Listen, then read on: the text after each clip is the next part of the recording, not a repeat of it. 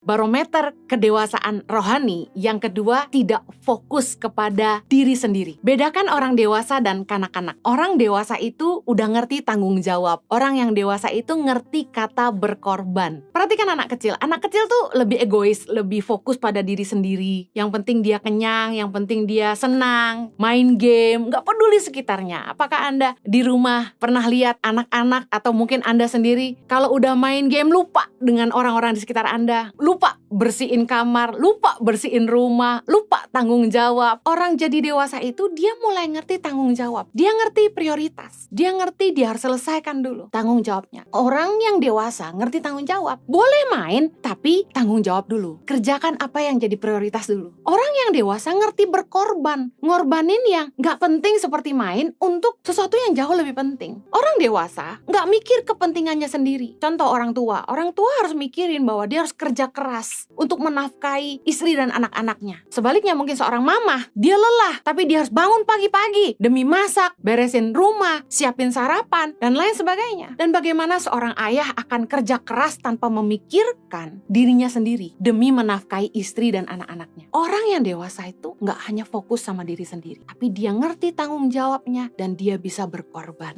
Orang yang dewasa hati-hati bikin keputusan karena dia ngerti bahwa keputusan yang dia ambil akan berdampak buat hidup orang banyak. Dia nggak hanya asal senang sendiri. Jadi kalau ada orang yang secara usia sudah dewasa tapi ngambil keputusan sembarangan, dia belum dewasa karena dia hanya mikirin dirinya sendiri. Ada orang-orang yang sudah jadi pelayan Tuhan, melayani di gereja, harusnya sudah jadi pemimpin di jemaat, tapi fokusnya hanya kepada diri sendiri, memperkaya diri sendiri. Nah, dia belum dewasa dalam iman. Orang yang dewasa iman itu fokus hidupnya mempermuliakan Tuhan, God-centered, Christ-centered. 1 Korintus 10 ayat 24 berkata begini, jangan seorang pun yang mencari keuntungannya sendiri, tetapi hendaklah tiap-tiap orang mencari keuntungan orang lain. Ayat 31, aku menjawab, jika engkau makan, atau jika engkau minum, atau jika engkau melakukan sesuatu yang lain, lakukanlah semuanya itu untuk kemuliaan Allah. Ayat 33, sama seperti aku juga berusaha menyenangkan hati semua orang dalam segala hal, bukan untuk kepentingan diriku, tetapi untuk kepentingan orang banyak, supaya mereka beroleh selamat. Mari kita belajar dari Rasul Paulus, bagaimana Rasul Paulus mengajarkan sebagai pelayan Tuhan, orang-orang yang dewasa dalam iman, kita tidak cari keuntungan kita sendiri. Kita juga mikirin kepentingan orang lain, keuntungan orang lain. Ketika kita berdagang, ketika kita pelayanan, kita nggak semata cari keuntungan diri sendiri, tapi kita pikirin orang lain juga. Ketika Anda punya usaha dan Anda punya karyawan, Anda nggak cuma mikirin seberapa banyak keuntungan yang Anda dapat, tapi Anda mau mikirin kesusahan karyawan. Kita nggak bisa cari keuntungan kita sendiri. Kita juga harus mentingin kepentingan orang lain. Ayat 31 jelas menjawab gini, orang yang dewasa dalam iman, dia nggak sembarangan sama hidupnya. Dia yakinkan bahwa apa saja yang dia buat, sampai hal terkecil seperti makan minum, dan bahkan dikatakan jika engkau melakukan sesuatu yang lain, kata Rasul Paulus, lakukan semuanya itu untuk kemuliaan Allah. Jangan sampai kita hanya hebat di gereja, pintar khotbah, pintar doa, tapi di rumah kita mempermalukan Allah gitu. Hidup kita nggak jadi kesaksian buat keluarga sendiri. Kita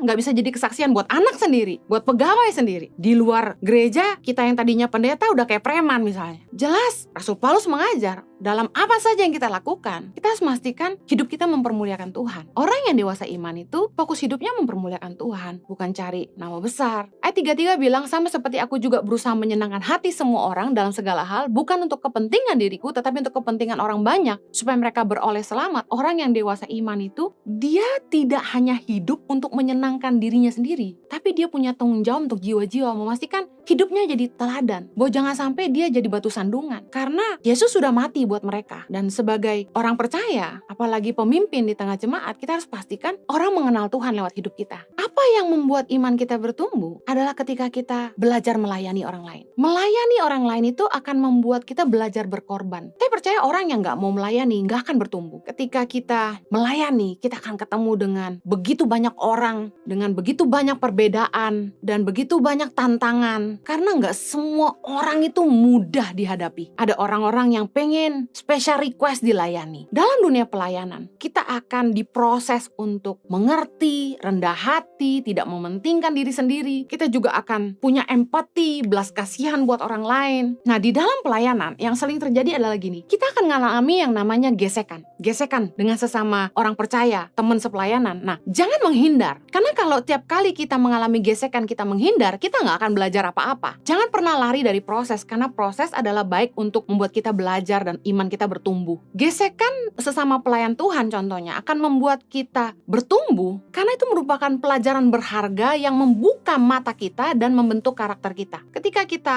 melayani orang lain, kita akan belajar menghargai perbedaan, diajar untuk mengasihi banyak orang dengan berbagai macam latar belakang. Ketika orang bikin salah sama kita, kita akan dilatih untuk mengampuni kesalahan mereka. Dan bahkan ketika kita melayani, kita diajar untuk berkorban. Kalau kita melayani, tentu kita harus punya motivasi bukan untuk mencari keuntungan. Kita harus berani berkorban. Orang yang dewasa iman, saya percaya pasti punya kerinduan yang sungguh-sungguh untuk memberi diri untuk sesama dan untuk pekerjaan Tuhan. Kedewasaan itu nggak bisa dinilai dari seberapa lama dia pelayanan, gelar kependetaannya, pendidikan teologi, atau seberapa besar jemaatnya. Tapi orang yang dewasa, saya percaya gini, dia ngerti kata berkorban, dia ngerti kata memberi, nyata dalam kemurahan hati. Ketika kita melayani, kita akan diuji, apakah kita lebih cinta Tuhan atau cinta uang. Karena Yesus tuh berkata kepada kita nggak bisa mengabdi kepada dua tuan, pada Tuhan dan kepada Mamon. Maka dalam pelayanan kita akan diuji, apakah kita lebih mencintai Mamon atau Tuhan. Apakah kita lebih cinta keluarga atau cinta harta. Apakah kita lebih cinta sesama atau kita lebih cinta harta kita. Saya percaya orang yang punya belas kasihan, mereka adalah orang-orang yang dewasa dalam iman. Ketika yang mereka punya juga cuma sedikit, tapi mereka ngerti bagaimana memberkati orang lain. Saya percaya inilah orang-orang yang dewasa dalam iman.